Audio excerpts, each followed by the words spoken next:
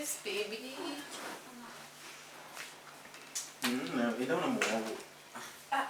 Kuna nagere. Na una nge. Chiko nini? Chera si. Kumweza mwana siko. Masa tunda. Na pangwa.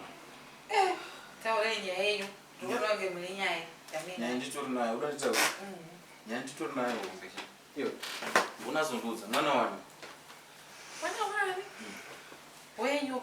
Mwana wangu. Iwe chimba inono tamba kulungwako. Tusumbayiza. Mwana somtarisa mwana wangu. Oh. Mfamuzelewe utasanzedza ke.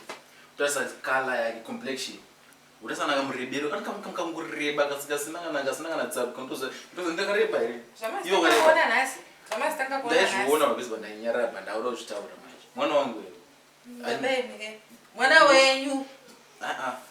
Uya asimwana wangu. Urofunga kuti inde kwa Tinashe Mugabe. Maane girlfriend. Ndozvinoita varume kana vana magirlfriend. Vatangotsvaka tunyaya tisina nebasa rese. Wadena ndine girlfriend. Mwana kurebenuka kwemwana koita sei? Mwana wewe. Ati mwana achiri banana changu. Ini ndakareba.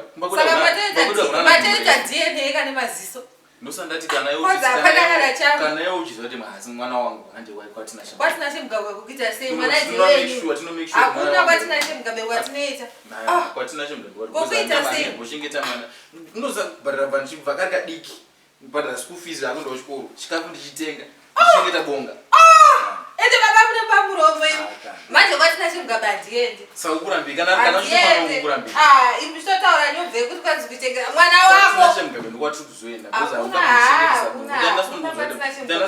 Mwana endi wa. Kana mane girlfriend taura nyaya yenyu kuti ndakawana kumwe kwete zvokuda kukomera mwana kuti anzi mwana asi wangu. Your friend yapinda baba. Ndakuziva mwana wangu ndiwani. Bozimba kwedu hakuna munhu mrefu. Hakuna munhu mutsvuku. Inanzi si mutsvuku here.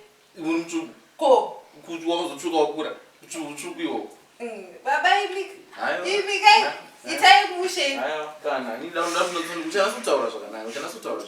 Kwa Tinashe Mugabe kwatrukwini. Kana uchibhadhariswa ndobhadhara kana mwana wangu ndobhadhara. Bari kana asiri mwana wangu uchabhadhara ndiwe.